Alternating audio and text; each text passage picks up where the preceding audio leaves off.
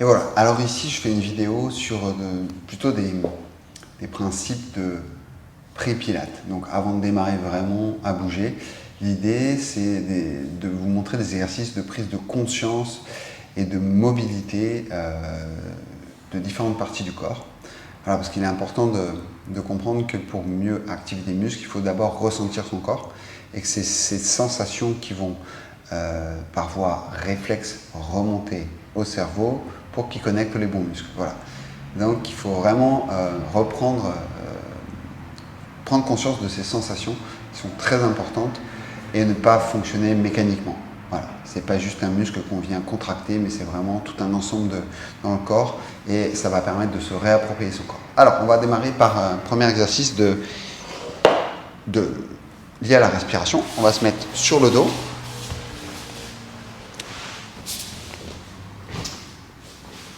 Les pieds à plat, largeur du bassin. Les mains, on va les poser délicatement sur les côtes basses antérieures. Les coudes reposent au sol, la tête est loin du bassin, donc on a une colonne longue allongée. Et on va commencer les principes pilates, c'est-à-dire inspirer par le nez, souffler par la bouche.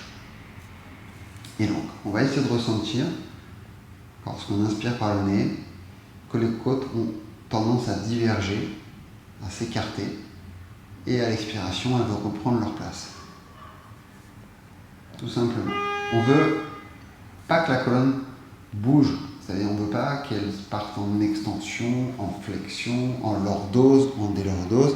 On doit conserver les appuis qu'on a, c'est-à-dire un bassin bien posé au sol, des omoplates posées au sol, les pieds posés, la tête, l'occiput, la partie postérieure bien posée loin. Donc on a nos courbures, on va les conserver malgré la respiration. On va juste ressentir que les côtes vont bouger et avec elles des muscles. Et à l'expiration, les côtes vont bouger dans l'autre sens et d'autres muscles vont s'ajouter. Voilà. Donc j'inspire profondément, lentement. Et je sens cet écartement. Et quand j'expire, je sens qu'elles reviennent dans l'axe central. Voilà. Donc sur l'inspiration, on a un travail du diaphragme qu'on essaie d'activer un peu plus que d'habitude. Et on peut ressentir un léger bombement du ventre. Ce qui est normal, c'est que le muscle transverse, le muscle le plus profond de l'abdomen, va se contracter de manière excentrique. Et c'est normal. Voilà. Ça peut se propager, on peut le ressentir jusque dans le bassin, ce qui est aussi normal. Voilà. Donc j'inspire. Et je souffle. Voilà. Pas la peine d'en rajouter, de serrer, d'essayer de plaquer le dos au sol. Au contraire, on a toujours une petite courbure qu'on veut conserver. On doit pouvoir laisser passer une petite coccinelle sous le bas du dos sans l'écraser. On ne cherche pas du tout à plaquer le dos, loin de là. Voilà. On peut sentir peut-être que les vertèbres lombaires ont tendance à aller se poser au sol, mais pas plus. Donc ça c'est la première stimulation. La deuxième, on va mettre les pouces à l'arrière, derrière, pour venir au contact des fausses côtes ou des côtes basses. Et on va inspirer de la même manière. Et on souffle. Donc là également, on va sentir un mouvement des côtes qui vont venir au contact des pouces. Et on cherche vraiment une ouverture latérale, postérieure, un étalement, ce qui va aussi provoquer un étalement du bassin qui va se relâcher, qui va peser encore plus lourd dans le sol. Voilà, donc ça c'est vraiment très important. Et ensuite on va faire un test, on va aussi mettre ses doigts sous les clavicules, délicatement posés, sentir à l'inspiration que les côtes ont tendance à monter vers le plafond, tout comme le sternum qui est compris entre là et là, qui lui a tendance à monter légèrement. C'est microscopique, mais c'est vraiment quelque chose qu'il faut stimuler, entretenir, développer.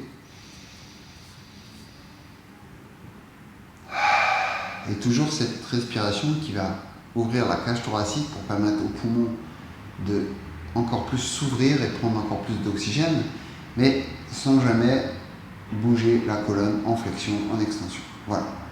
Première chose. Deuxième mouvement, en tout cas deuxième type de sensation, on va mettre les deux mains autour du nombril, toujours pour inspirer par le nez, souffler par la bouche, et sentir qu'à l'inspiration, il y a un léger bombement Donc les doigts ont tendance à être montés un petit peu vers le plafond. Et à l'expiration, le nombril a tendance à aller vers la colonne.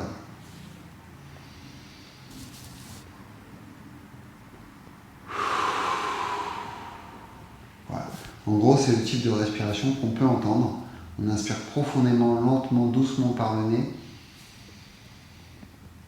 Et on relâche. On ne rajoute pas, on ne veut pas, encore une fois, serrer au niveau du ventre.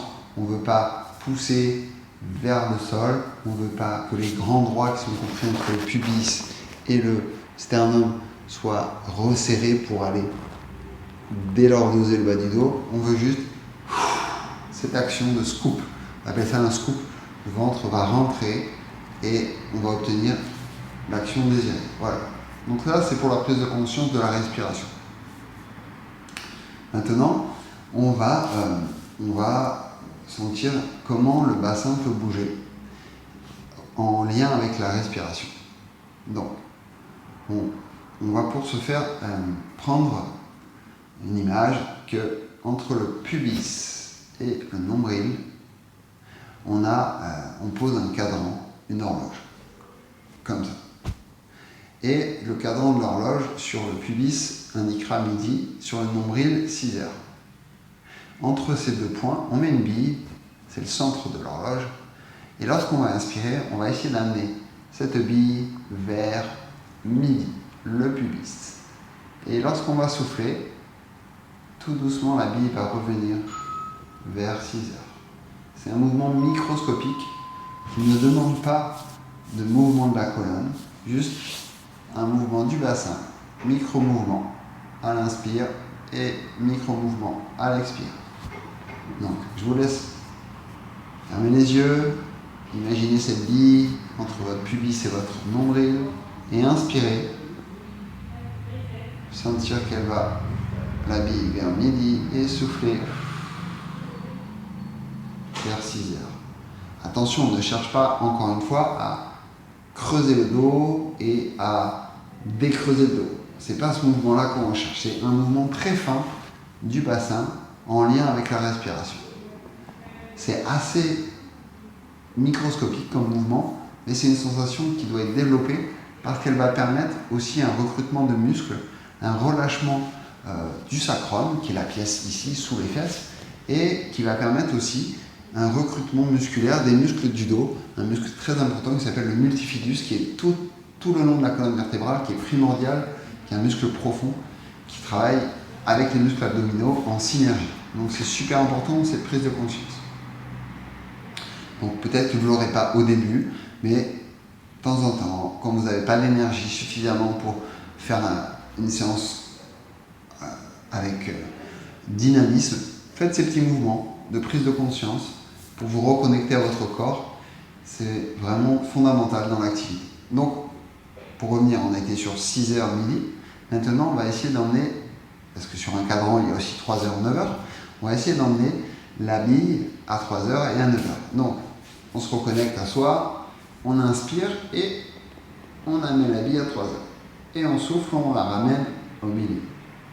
On inspire à nouveau, on l'amène à 9 heures et on souffle et elle revient au milieu.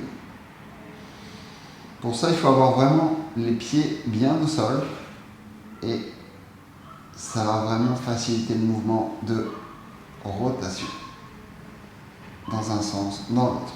En fait, le sacrum est posé au sol et il s'incline à droite, il s'incline à gauche. C'est un autre mouvement qu'on recherche pour libérer le bassin, un peu comme ce que l'on fait lorsqu'on va voir l'ostéopathe, mais ça c'est une manière de conserver les acquis d'une séance d'ostéopathie. Voilà. On avait fait midi, 6 heures, maintenant 3 heures, 9 heures, et je vais vous proposer un autre mouvement qui va être un glissement. Donc cette fois-ci, le sacrum va glisser d'un côté et de l'autre, il va s'incliner, et là, on va essayer de rapprocher l'ischion droit, donc cette partie-là, du talon droit à l'inspiration. Et à l'expiration, on revient au milieu. Et à l'inspiration d'après, on amène l'ischion gauche vers le talon gauche. Et on change à nouveau, d'un côté, de l'autre. Ok. Vous pouvez sentir des mouvements dans le bas du ventre, en tout cas des muscles dans le bas du ventre, et vous allez sentir que il y a des inclinaisons qui se passent, ça peut tirer dans le bas du dos, mais c'est normal, vous êtes en train de redonner de la mobilité, de la prise de conscience de cette zone, très importante. Voilà, donc là, on a vu la respiration, et on a vu la prise de conscience des mouvements du bassin. On va rajouter une prise de conscience, c'est celle des omoplates. Donc là, je pose mes mains au sol, j'inspire, je vais monter mes moignons d'épaule et donc mes omoplates vers le haut et je vais souffler, je vais les redescendre.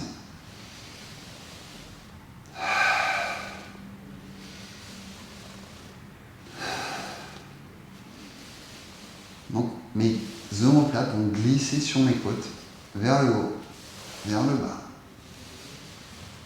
vers le bas. On inspire et on redescend. Voilà, très important pour sentir que il y a des mouvements possibles dans cette zone et c'est très important d'en donner, surtout si on a des positions trop maintenues dans la journée, que ce soit en voiture ou au bureau. Donc, ça va éviter beaucoup de problèmes au niveau des épaules parce que les omoplates font partie des épaules, sont un socle très important. Ensuite, on peut le faire les deux mains vers le plafond et on va inspirer, monter vers le plafond, les coudes restent tendus et on souffle, on redescend. Là aussi, vous allez ressentir un glissement des omoplates vers l'extérieur et puis elles vont reprendre leur place sur l'expiration. J'inspire et je souffle. Et on souffle. Ok. On peut aussi le faire en allant chercher loin. Et on souffle. Cette fois-ci, les omoplates vont être stabilisées et vous allez sentir juste un mouvement des humérus qui vont partir et qui vont venir.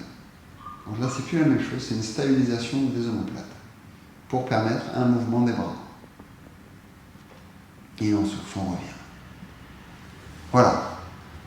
Voilà ce que je voulais vous donner comme information, comme point de repère de prise de conscience, mobilité, stabilité du bassin, et ensuite des omoplates. Voilà. On peut en rajouter un dernier, où là vous allez mettre les deux mains sous les ischions, donc c'est les deux os des fesses, okay. Et vous allez inspirer, comme on l'a fait tout à l'heure, par le nez, en gonflant la cage thoracique, et vous soufflez, vous videz le ventre. Vous allez sentir qu'à l'inspiration, les deux os là ont tendance à s'élargir, à se relâcher, ce qui va relâcher les tensions qu'on peut avoir sur le plancher pelvien.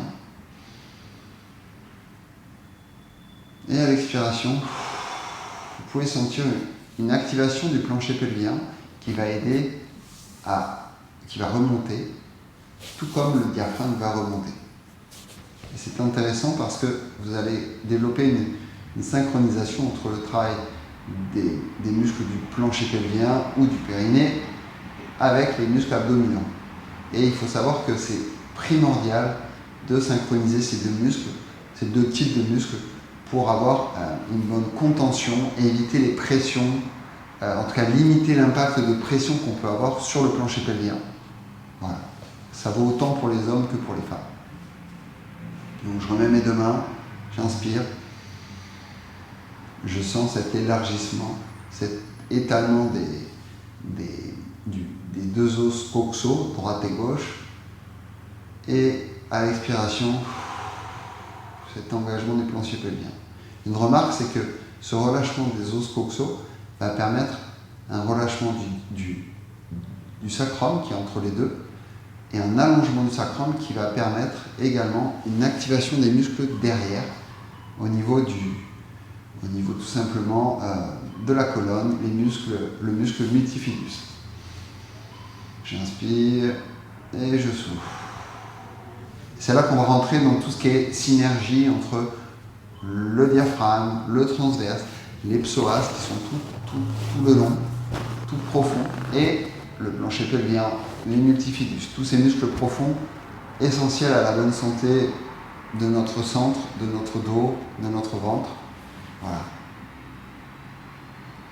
Donc je vous laisse faire ces exercices et je vais en rajouter d'autres, toujours pour stimuler la prise de conscience, la mobilité du corps. Voilà, bon travail.